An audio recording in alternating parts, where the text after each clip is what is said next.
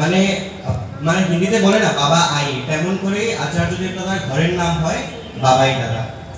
তো আমাদের আচার্য দেবদাদাকে কেন আমাদের জীবনের আদর্শ মেনে চলতে হয়, ওনাকে কেন আমাদের প্রেমের প্রতীক বলা হয়, তেমন আমরা অনেক উদাহরণ পাই, অনেক আমরা এক্সাম্পল পাই।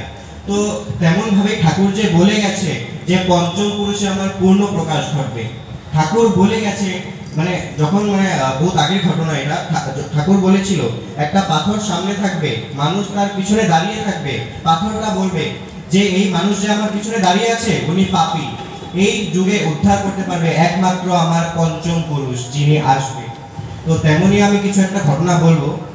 তো কি হয়েছে, দাদা মানে নেপাল করে গিয়েছে ফেব্রুয়ারি মাসে, আপনারা সবাই জানেন। তো কি হয়েছে ঘটনাটা অ্যাকচুয়ালি বলতে হয় না, মানে আমাকে বলতে মানা করেছিল আমার মামা, মানে বলেছে আমাকে। তো অনেকে হয়তো চেনেন আমার মামাকে, অর্ণবকান্তি চক্রবর্তী, দাদার সাথেই থাকে। তো কি হয়েছে, ওই যে ঠান্ডা দিন ছিল, ফেব্রুয়ারি মাস ছিল, তো মানে দাদার সাথে আরো অনেক ছেলে মেয়ে থাকে। তো কি হয়েছে, ওই ছেলেটা মানে দাদার পুরো খবর রাখে, দাদা কখন খাবে, কখন জল খাবে, কখন দাদার কফি লাগবে, সব ভালো করে মানে জানে। তো কি হয়েছে, ওই মানে দাদা ওখানে মানুষগুলো গরম জলের ফ্লাক্সে পুরো মানে একদম উতলানো গরম জল মানে ফ্লাক্সে রেখেছিল, আর ছেলেটা মানে জানতো না যে ওটাতে পুরো উতলানো গরম জল আছে। তো দাদা মানে বলছে জল খাবে। তো ওই ছেলেটা, যেই ছেলেটা ছিল দাদার মানে খাওয়ার খবর রাখে, তো ছেলেটা দাদাকে নিয়ে ওই উতলানো গরম জলটা দিয়েছে। তো আপনি ভাবুন, সেই উতলানো গরম জল খেয়ে দাদা ওখানে মানে চেয়ারে বসেছিল, ওখান থেকে নিচে পড়ে গেছে মানে দাদা একদম। তো কি হয়েছে, সারাটা দিন ধরে দাদা ওই ছেলেটাকে নিজের কাছে আগলে আগলে রাখছে, কারোর সাথে কথা বলতে দিচ্ছে না। ইভেন ওই মানে যে ছেলেটা ছিল, ওই ছেলেটাকে ওর ঘরের থেকে এতবার করে কল করছে, ওর মা কল করে করছে, সবাই খবর রাখছে।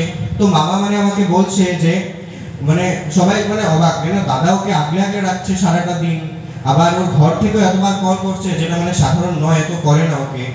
তারপর কি হয়েছে, সারাদিন দাদা নিবেদন তো নিয়েছে ওই অবস্থাতে, দাদা কিন্তু মুখ পুড়ে গেছে, কাউকে বলেনি কিছু, গরম জল খেয়ে।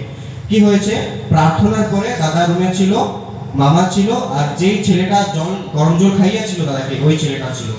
তারপর দাদা মানে করেছে, আর মামা দেখে মানে পুরো জাস্ট মাথায় হাত দিয়ে নিচে বসে গেছে, কেননা দাদার মুখ পুরো ভিতরে গলে গেছে, যেই চামড়াগুলো ছিল সেই পুরো ঝুলে ঝুলে পড়ছে। আপনি ভাবুন মানে এখন কি হয়েছে, দাদাটা তারপর বলছে অর্ণব এদিকে আয়, এই যাত্রায় ওকে বাঁচিয়ে দিলাম।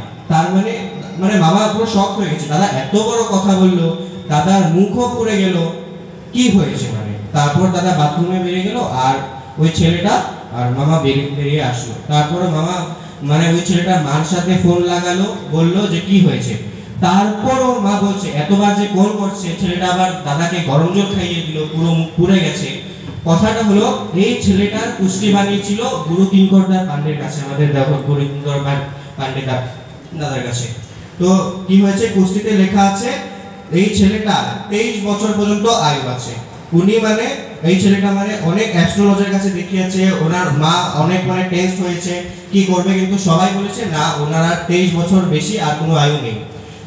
তখন আপনি মেন কেসটা হয়েছে যেদিন গরম জল খাইয়েছে দাদাকে, ওই দিনই ওই ছেলেটার 23 বছর পূর্ণ হয়েছে। আপনি ভাবুন, দাদা নতুন জীবন দিয়ে দিয়েছে ছেলেটাকে, দাদা নতুন জীবন দিয়ে দিয়েছে। কথাটা শুনতে সাধারণ মনে হচ্ছে, কিন্তু আপনি ভাবুন কত বড়। ঠাকুর যে বলে গেছে ভক্তের জন্য আমি সাম্রাজ্য ছাড়তে রাজি আছি, ঠিক তেমনি দাদা আজকে প্রমাণ করে গেছে। আমি বলছি আমার এখন গায়ে কাটা দিয়ে হচ্ছে, যেটা সত্যি কথা, মানে আমি ফিল করতে পারছি।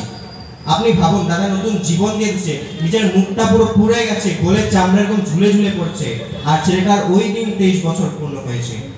এখন এখান থেকে আমরা কি বুঝতে পারি, আমরা যদি ঠাকুরের কথা মেনে চলি, আচার্য দেব দাদা, অবিন দাদা, ওনাদের কথা যদি আমরা অক্ষরে অক্ষরে পালন করি, তাহলে আমাদের ছোটখাটো অনেক প্রবলেম থেকে আমরা বেরিয়ে আসতে পারবো। তাই সবাইকে বলি, শুধু নাম ধ্যান নয়, নাম ধ্যান প্রার্থনা করলে যে ঠাকুরের সান্নিধ্যে যাওয়া যায়, হ্যাঁ এটা ঠিক, এটার অন্য আরেকটা উপায় আছে, যেটা আচার্য দেব দাদা এবং অবিন দাদা প্ল্যান করে ডিপি ওয়ার্ক দিয়েছে। তো আমি তার বিষয়ে একটা কথাই বলবো। কি হয়েছে,